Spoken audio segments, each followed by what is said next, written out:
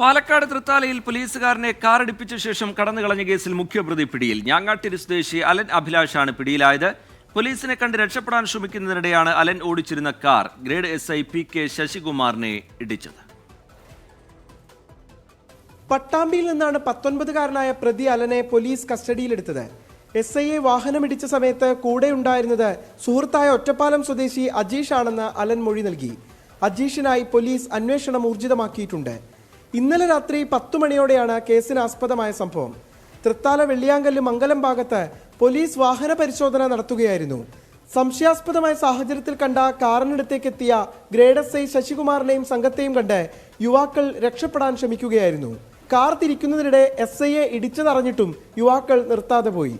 Car കൊണ്ട് നിൽക്കണ്ടിട്ട് police വണ്ടി അവിടുന്ന് വന്നു. പോലീസ് വണ്ടി മുൻപിൽ നിർത്തിയ നേരത്തെ ഈ ഒരു റിവേഴ്സ് എടുത്തിട്ട് പോയതാണ്. അപ്പോൾ നേരത്തെ അപ്പോഴേക്ക് SI ഇറങ്ങിയിട്ട് കൈ കാണിക്കാൻ വണ്ടി തടയാൻ വേണ്ടി നോക്കിയതാണ്. ഞാങ്ങാട്ടിരി സ്വദേശി അഭിലാഷിന്റെ ഉടമസ്ഥതയിലുള്ള ഫോക്സ് വാഗൻ പോളോ കാർ SIയെ ഇടിച്ചിട്ട ശേഷം അമിത വേഗത്തിൽ പോകുന്നതിന്റെ CCTV ദൃശ്യങ്ങൾ പുറത്തു വന്നിരുന്നു. അപകടത്തിൽ പരിക്കേറ്റ ഗ്രേഡ് SI ശശികുമാർ കുന്നംകുളത്തെ സ്വകാര്യ ആശുപത്രിയിൽ ചികിത്സയിലാണ്. 24 പാലക്കാട്.